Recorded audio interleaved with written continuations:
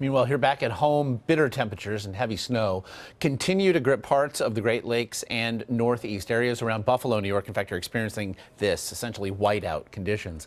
Up to a foot of snow could fall in the greater Buffalo area by tomorrow. Now, adding more cold to injury is the wind. The wind chill factor is awful out there. If you look at the map, purple's bad. It would appear the northern half of the country then is bad, and the numbers just tell a brutal story.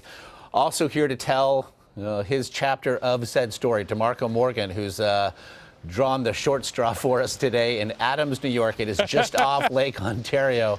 And DeMarco, again, it is easy for me to shake my head and feel your pain here in this climate-controlled studio, but what's it like there?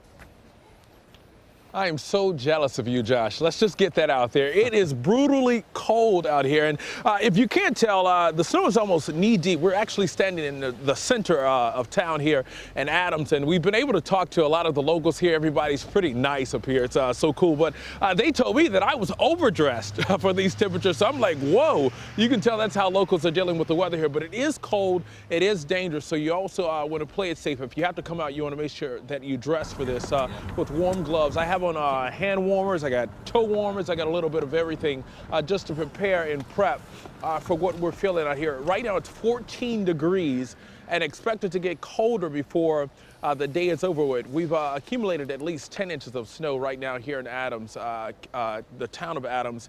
And for 2 days, we've been expecting more than 30 inches of snow. That's 2 feet of snow or more up here. And so, you know, you had a lot of snowplow truck drivers out making sure that the roadways were clear. We talked to a truck driver yesterday, Bruce Riome, was a cool guy. Got a chance to ride with him in one of the snowplow trucks, and he talked about one of his biggest frustrations was drivers at this time who just get too comfortable on the road. They want to speed, they want to try and drive past the trucks, and then they end up flipped over in the ditches and stuff. So it is dangerous, but it's also a lot of fun if you don't have to get out on the road. You can just play in the snow pretty much. I've wanted to do it for quite some time now. I don't know if I should say that loud enough for my bosses to hear, but I actually love the snow, if you can't tell. It's actually fun out here.